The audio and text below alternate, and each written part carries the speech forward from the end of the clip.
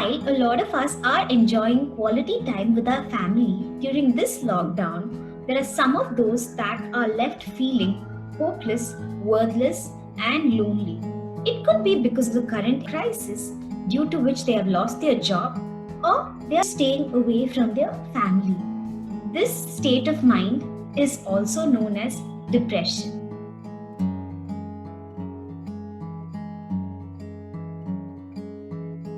According to WHO, in 2018, it reported India as the most depressed country in the world. NCHD in 2020 reported there is one person committing suicide every hour.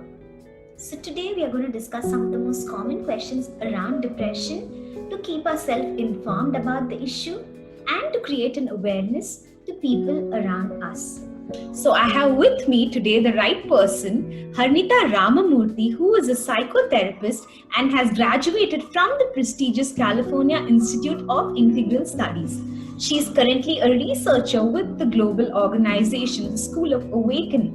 Her research studies people with depression and stress and tries to understand why life isn't happening the way it should. So I thank Harnita Ramamurthy for her time on this discussion. Harni, thank you so much for taking out time and contributing on this topic, because I think it would definitely help a lot of people come out and deal with depression and understand that it isn't really a taboo. It is just like any other disease that can be dealt with the right support. It's for me like mental health is a passion, or one of my.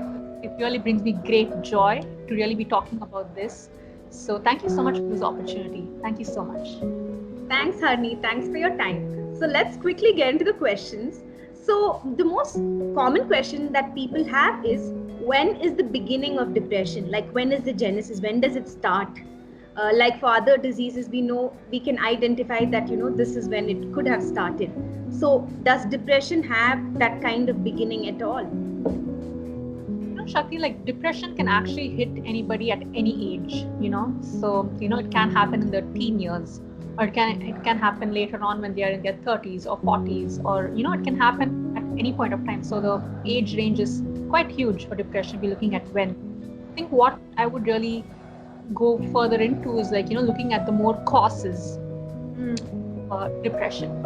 If you look at the causes of depression, it actually is a very multi-layered thing.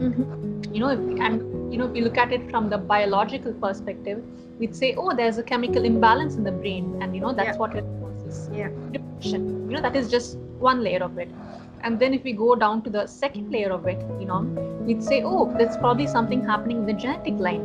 It just didn't come from anywhere. Like, if you look at people with depression, like for a lot of them, it does really, you can see like there are other people in the family line too who have had the depression. It could be like even an uncle or an aunt or like a grandparent, so it can be that way as well. And then if we go even more deeper than that and really try to understand like the essence or like the energetic essence of vibration of depression, it would really come from a space of like, loneliness. Loneliness is something that really causes depression. And loneliness, it doesn't really mean like living alone. It's sometimes, so many times we can even be surrounded with so many people and we still feel alone. Yeah, makes sense. Yeah, we can do with our family, we can have friends, we might even be socially partying and all of that, but still like, feeling of loneliness. So that is a deeper layer of depression. That's what it comes from. Yeah. So if these are the reasons, then what are the red signals that we need to take note of? How do you identify that this isn't the normal sad feeling that you have, but this is something more? It could be depression. So how do you identify that? So usually like, depression is like a prolonged period of sadness, like, over a stretched period of time. Like, everyone has mood variations, right? One day they're happy, one day they're sad. Yeah. That's cool. But depression is something that prolongs over a period of time. Okay. And even if we really look at the kind of thoughts we have, it almost feels like a very looping thought form. Like, Yeah. Just circles, Yeah. trying to find an answer, but you're not able to get it. So that is like a very looping thought forms. And then it's characterized by very deep sense of worthlessness or of guilt. And there's also the sense of like a comparative reality which we get into, where we think, oh wow, how come everyone else is doing all these things but I'm not able to do it? And it gives a feeling of, is there something wrong with me? You know so all those would be signs of depression. And I think so many times we do come across depression is actually quite common. Like any health is like 1 in 3 people have some form of mental health issues. And it is really common, it's all around us. But the thing is, very often we do tend to label it as like a person being lazy, and that's why we miss those signals or the symptoms, because if someone isn't doing something, like, oh my god, that person's just lazy, they're not working hard, they should try harder. That's why we miss the symptoms, Shakti, like I'd say like wanting to help a person who's depressed, I think is an act of kindness. So to everybody who really does, who is willing to take the time to help someone, then really my appreciation goes out to you. And it really is definitely. So like what really helps is like non-judgmental listening is something that would actually help a person who's going through depression. Like probably we notice these signs, and we're like, hey, like what's happening in your life, and try to ask them like the non-judgmental way. And most people can sense when they are feeling judged, that way. And sometimes it's really about also planting seeds, like just say, oh, this person needs help, and probably they don't feel so comfortable sharing with me, then that's okay, but let me at least ask them who they would feel comfortable sharing with. Like is there like is there some other friend they'll be comfortable sharing with? So we don't have to really tell them, hey, tell me, I'm not going to judge you, but hey, like what's happening in your life, and I would like to. But otherwise, is there anybody else that you're talking to about? You don't seem to be so much yourself, so encourage them to open up. And you can always invite them. And companionship really helps in depression. And like even other support groups, like encouraging to join some support groups, because sometimes you say, oh, this person's also going through depression, to share those experiences of depression. They also to know that we are not alone or something's wrong with us. Definitely not. Yes, I agree. I think reaching out is so important rather than just going through it alone. A lot of people keep their thoughts to themselves because it's silly and it's so repetitive, and it's really silly. They believe there is really no point in sharing with someone because they would be judged upon. That's a very valid point. I think it's important to reach out. How does one know whether to actually visit a counselor or visit a clinical psychologist or visit a psychiatrist when one thinks that they could be diagnosed with depression? Who do we reach? Who's the first point of contact? Shakti, like counseling, I'd say counseling always helps a person. Like even if a person is really doing happy, healthy, and all of that, counseling always helps, because like the body stores all the information that that we've ever had since childhood, and we may not be aware that it really helps in developing our self-awareness and becoming go towards fulfilling a potential. So counseling always helps a person, irrespective of whichever stage they're in life. And but a counselor wouldn't be able to prescribe medications. A counselor wouldn't be allowed to prescribe medications. A psychiatrist is the person who would be allowed to prescribe medications, like know what because they are the ones who study that. Psychiatrists who could prescribe medications. So you're saying initially it's best to go to a counselor, and they would help you understand if you need to visit someone or if they can help you with it. Yeah. And sometimes I think even psychiatry and counseling can go hand in hand, because medications and the counseling, the emotional part, they both actually do go hand in hand, so Yes. we actually need both also. Okay, fine. So, I mean, God forbids if someone dealing with depression, I mean, yes, they are on medication, they do have all the support. If they feel like taking the extreme step, what is it that they need to immediately do? So you definitely call like a suicide helpline, or at least tell someone that you're feeling suicidal. Don't keep it, within yourself, Yeah. So definitely don't, because like especially in that suicidal space, it really has a very black and white feeling. Oh my God, death is the only way out, and not really. There are so many people who are willing to help us. If we let help us. So I'd say have that faith. Every life matters, and every person who's feeling suicidal, no matter what past has been, that person's life does matter, and there is hope. Never give up hope. And if you're not able to get that hope by yourself, then borrow it from someone else. Like call up a crisis line, or like talk to someone that you trust. So yeah, I think it's extremely important that whoever it is, we should definitely reach out to people, because it's very momentary, and that action will pass. I mean, you need to share it with people to overcome that instance. It's very, very momentary, and most of them who adhere to suicide, they are mostly people, they have taken their decision based on just that momentary feeling. Once they let that moment pass, they are actually fine, and they in fact come out of it as well. Discuss some efficient helpline numbers, and I'll put it across in the description section below. Would people come and tell you that they're depressed, or do we need to identify, and do we need to tell them in case if you think there is something wrong? It was a taboo, and now a lot more people are coming out and open. But how do we tell them, listen, I think you need to visit a specialist? How do we tell them? I mean, it really does. It begins with building the relationship of trust and safety. Because if someone, and just say them like, hey, what would happen if you go to that person just once? Just try it out. What would happen? And also also just, I think it really comes to empathetic listening too. We do that for them.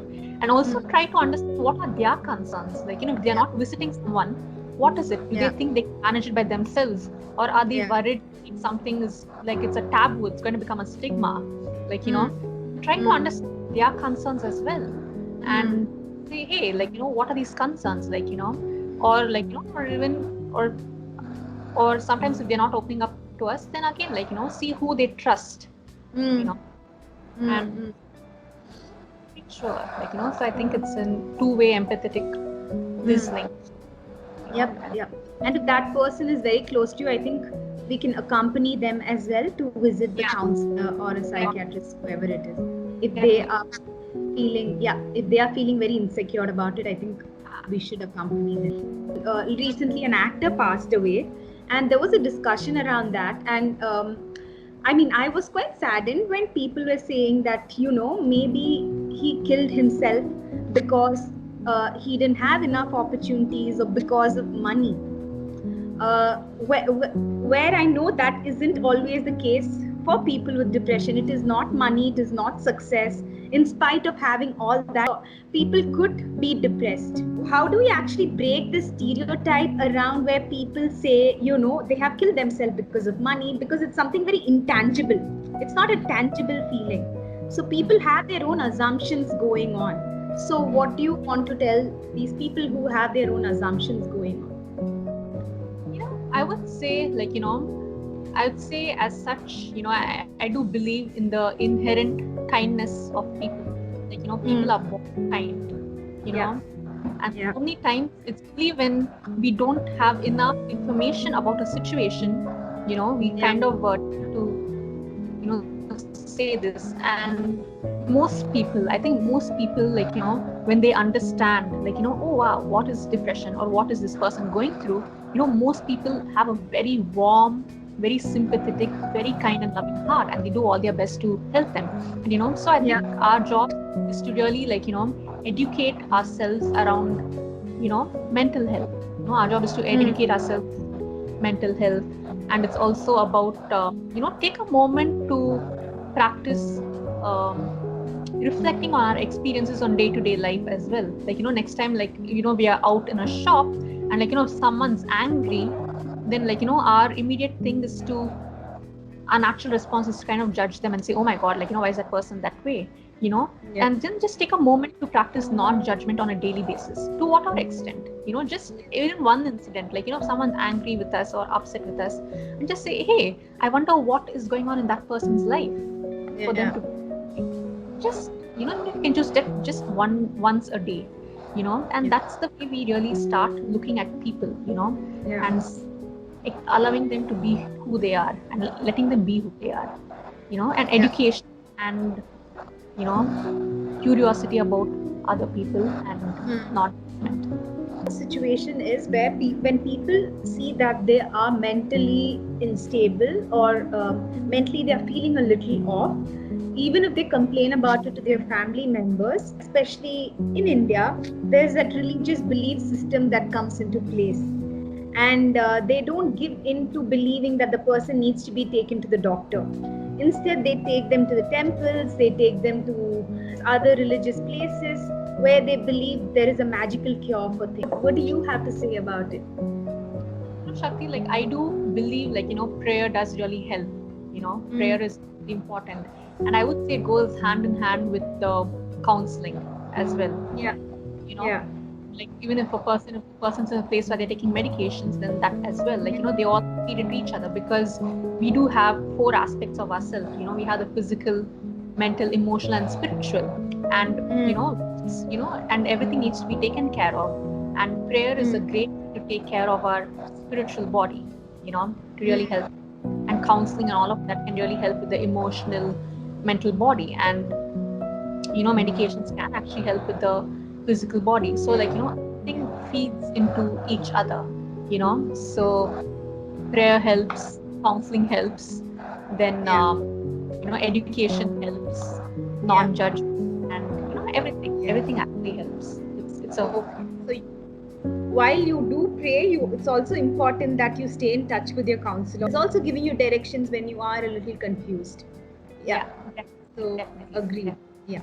My next question was, some of the people that I have interacted with, they have told me that, while having their medication, they had abruptly stopped having the medication. And in turn, their issue actually escalated to higher levels. So what would you advise to avoid a situation like that?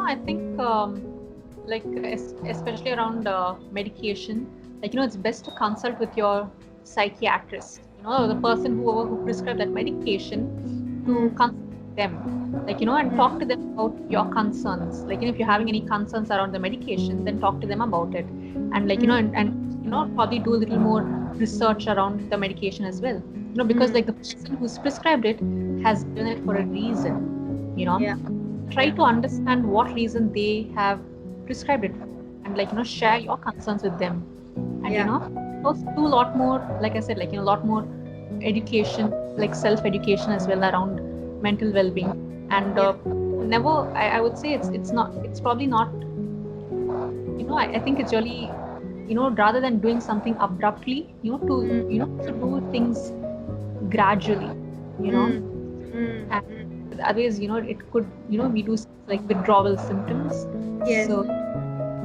So anything you're doing, do it gradually, and take support and second opinion of other people as well.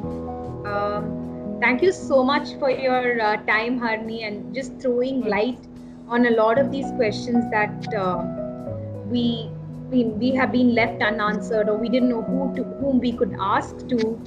So really, thank you so much for giving such clarity on these important questions. So remember to like, share and subscribe to my channel, and don't forget to press the bell icon, and do share your comments in the section below.